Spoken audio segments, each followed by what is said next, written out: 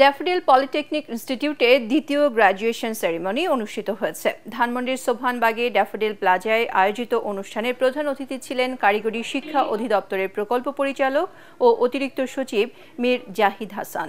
অনুষ্ঠানে 400 ডিপ্লোমা ডিগ্রিধারী শিক্ষার্থী অংশ নেন। তাদের মধ্যে মেধা তালিকায় সেরা 15 জনকে বিভিন্ন ক্যাটাগরিতে গোল্ড মেডেল, 3 জনকে চেয়ারম্যান অ্যাওয়ার্ড এবং 2 জন শিক্ষার্থীকে সফল অ্যালামনাই অ্যাওয়ার্ড দেওয়া হয়।